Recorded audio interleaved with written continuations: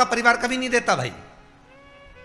ना आपकी माता आपको दुख देगी, ना आपके पिता आपको दुख देंगे, ना आपका भाई आपको दुख देगा, ना आपकी धर्म पत्नी आपको दुख देगी, ना पति दुख देगा, ना बच्चे दुख देंगे, ना कुटुंब दुख देगा, ना बहू दुख देगी, ना पोता पोती दुख देंगे। आप में से कितने लोग हैं जो टीवी पर कथा सुन रहे हैं और उनका परिवार उनको दुख दे रहा है? कितने लोग हैं ऐसे?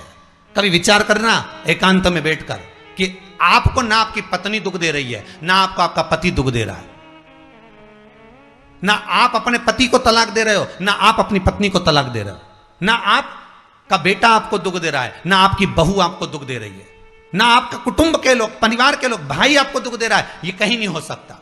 भाई भी आपको दुख नहीं दे रहा, ना आपके परिवार वाले, ना नातेदार, ना रिश्तेदार, ना मित्र, ना सखा, ना दोस्त, कोई आपको दुख नहीं देता। ये शिव महापुराण की कथा कहती है हमको लगता है कि हमारे परिवार वाले दुख दे रहे हैं, हमको लगता है हमारी बहू हमें दुख दे रही है, हमें लगता है हमारी सास हमें दुख दे रही है, हमें लगता है हमारा पति हमको दुख दे रहा है, हमें लगता है हमारे कुटुंब वाले हमको दुख दे रहे हैं। पर शिव महापुराण की विद्येश्वर संहिता कहती है ये कोई आपको दुख नहीं देते, दुख आपका पूर्व का कर्म आपको देता है। ये जितने भी मिले हैं ना आपको, रिश्तेदार, नातेदार, कुटुंब, भाई, बंधु, सखा, पत्नी, पति, पोता, पोती, ये जितने लुटेरे मिले हैं, ये जितने अपशब्द कहने वाले मिले हैं, ये जितना ताने देने वाले मिले हैं, ये जितना गाली देने वाले मिले हैं, ये जितना उंगली उठाने वाले मिले हैं, ये कोई दूसरे नहीं, तुम्हारे पूर्व कर्म के कोई ना कोई पुराने ही होंगे जो तुम्हारे साथ जुड़कर तुम्हारे टांग खींचने के लिए सामने खड़े हुए हैं। ये कोई तुम्हारे होंगे।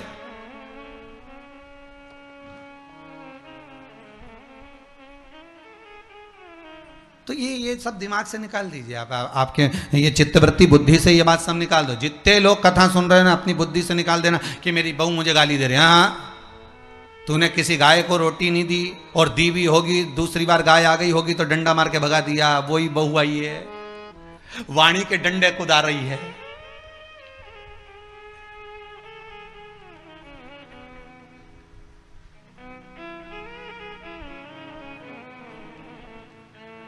कोई बेटा अगर नहीं सेवा कर रहा, कोई बेटा नहीं पूछ रहा, समझ लेना पूर्व में हमारे बुजुर्ग, कोई दादाजी होगा, कोई दादी जी हो गई, कोई ससुर जी होगा, कोई जेठ जी होगा, हो सकता है किसी की हमने सेवा नहीं करी हो और वही बेटा बनकर आया, आज हमारी सेवा नहीं कर रहा।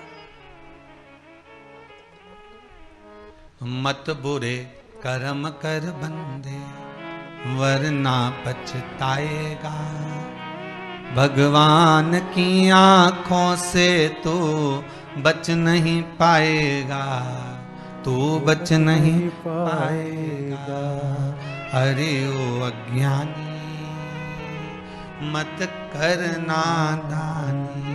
बचना नहीं है, बहुत ये हमें लगता है गुरुजी मेरी बहू बहुत परेशान करे, गुरुजी मेरी सास बहुत परेशान करे, मेरा भाई मेरी प्रॉपर्टी खा गया, मेरा भाई ये लेकर चले गया, मेरे ससुराल वाले ऐसे, मेरे रिश्तेदार ऐसे, मेरे कुटुंबी ऐसे, मेरे कबीले वाले ऐसे, मेरे ये ऐसे। तो हमको लगता है कि ये अपने ऐसे।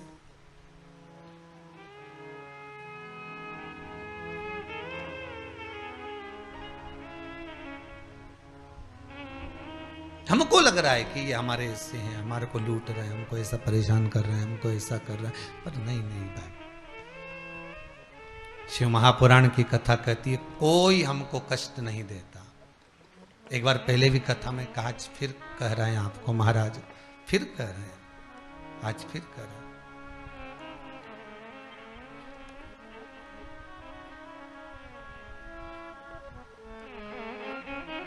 आपको फिर निवेदन कर रहे हैं, बीमार हुए देवास में, बीमार हुए भोपाल में, बीमार हुए सीहोर में, बीमार हुए कहीं, डॉक्टर को दिखाने जा रहे हैं इंदौर, डॉक्टर को दिखाने जा रहे हैं भोपाल, डॉक्टर को दिखाने जा रहे हैं देवास, मुंबई, पुणे, जहाँ तहाँ हम डॉक्टर को दिखाने के लिए जा रहे हैं। वहाँ हॉस्पिटल में हमने सुई लगवाई, इंजेक्शन लगवाया, वहीं से कहीं कुछ चीरा फाड़ी कर दी, ऑपरेशन कर दिया। जरा विचार करना कभी एकांत में बैठ कर कि रहते यहाँ थे, दवाई लेने पहुँचे वहाँ, इंजेक्शन वहाँ लगवाया, बताओ ऑपरेशन वहाँ करवाया। तो इतने सारे हॉस्पिटल, कहीं ना किसी ने कहा सूरत भी जा सकते हो, किसी ने कहा अहमदाबाद चले जाओ, किसी ने कहा वहां चले जाओ, कोई कहा पूना चले जाओ, कोई कहा मुंबई चले जाओ, कोई के इंदौर चले जाओ, कोई के भोपाल चले जाओ, पर रहने वाला कहाँ का और जाकर ऑपरेशन करवा रहा है कहाँ पर? विचार करिएगा। रहने वाला कहाँ का और इंजेक्शन लगवा रहा है कहाँ जाकर? जरा विचार करिएगा।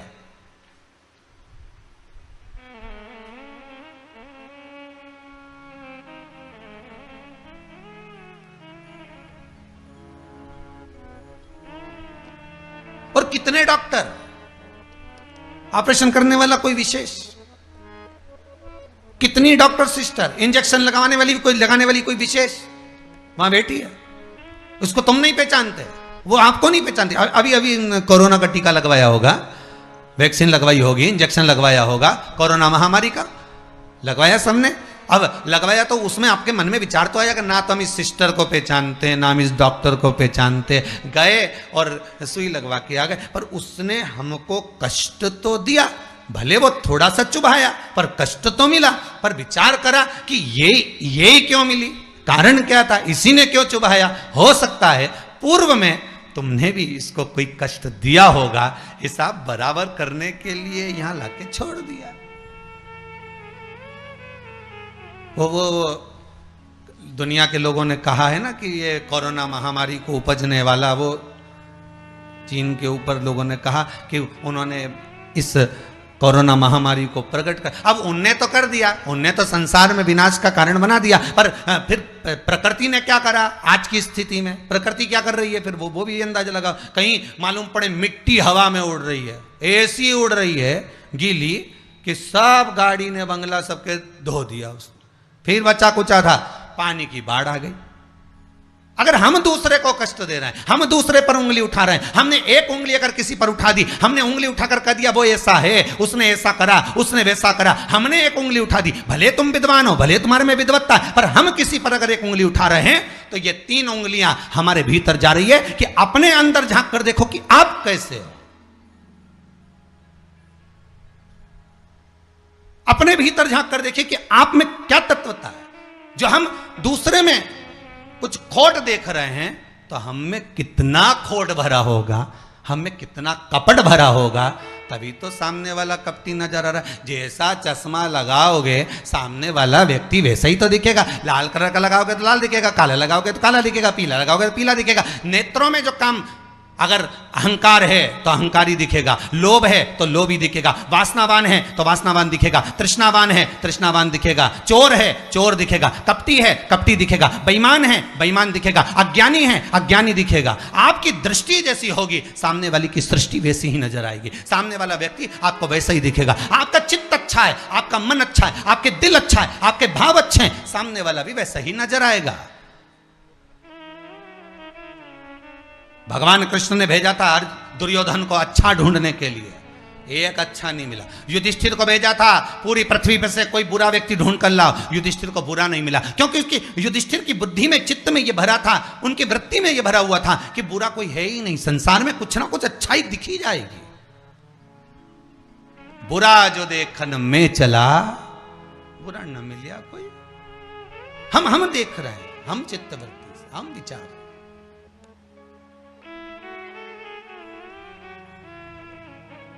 कौन ना बहू बुरी है, फिर निवेदन करूंगा, ना सास बुरी है, ना बेटा बुरा, ना बहू बुरी, ना ही ये पूरा संसार बुरा, सब अच्छे हैं।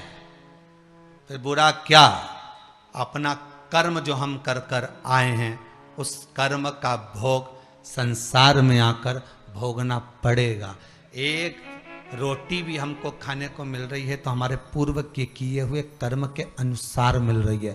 दुख भी अगर हमको मिल रहा है तो हमारे पूर्व के कर्म के अनुसार मिल रहा है। सुख भी मिल रहा है तो हमारे पूर्व के कर्म के अनुसार मिल रहा है। हम जैसा कर्म करें उसके अनुसार हमें फल मिल रहा है।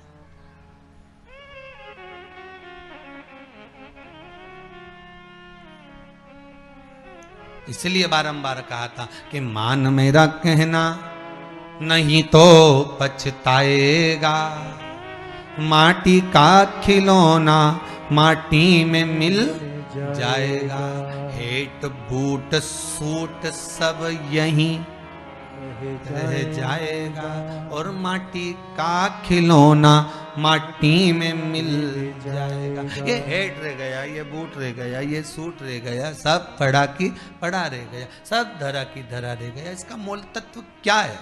इसकी महत्वता क्या है?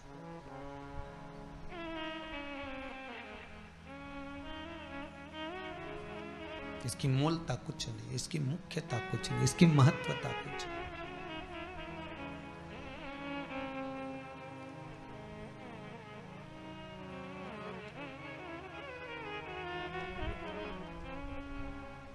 किले भोले का नाम, भगवान शिव का मंत्र, नाम स्मरण जप कीर्तन सुख दे।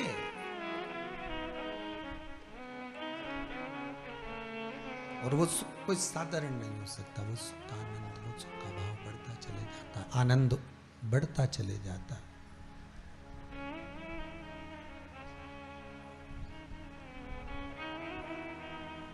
ले भोले का नाम काहे यूं भटके, मिलता है आराम काहे यूं भटके। इस शिव का नाम लेकर हम जब शंकर का नाम लेकर जब अग्रण्य हो जाएं, प्रेशर खोलिए महाराज, प्रेशर खोलिए। हम शिव का नाम लेकर जब अग्रण्य बढ़े, आगे बढ़े, शंकर का नाम लेकर जब अग्रण्यता के भाव की ओर बढ़े, तो जीवन का सुख क्यों ना मिलेगा साहब? वो जीवन का आनंद क्यों ना मिलेगा महाराज? शिव पुराण कह रहे हैं, कोई बुरा नहीं संसार में। ये जितने नाते रिश्ते कुटुंब कबीले बनते चले जाते हैं, ये हमारे कर्म के अनुसार बनते चले जाते हैं। कर्म के अनुसार, ये कोई दूसरा बनाता नहीं है। जैसा पूर्व में कर कर आए हो, वैसा आपके सामने आपका व्यवहार सामने वाले का प्राप्त होगा, वैसा व्यवहार प्राप्त होगा।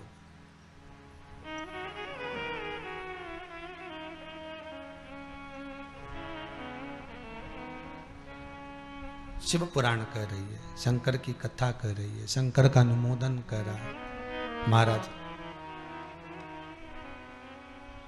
अच्छी संगत में बैठोगे, अच्छी संगत में अगर विराजमान होगे तो सुख अपने आप मिलेगा। माता के गर्भ से अगर आपका जन्म हुआ है तो कुछ अच्छा करने के लिए ही हुआ है। अगर आप बैठकर आस्था चैनल के सामने शिव महापुराण की कथा सुन रहे हो तो अपने आप को गौरवान्वित महसूस करना। थोड़ा न थोड़ा परमात्मा की कृपा, पूर्वजों का आशीर्वाद आपको ऊपर हुआ है, इसलिए आप शंकर की कथा को सुन रहे हो, शिव का भजन कर रहे हो। श्रावण के महीने में आज शिवरात्रि के दिन शंकर का अनुमोदन कर रहे हो।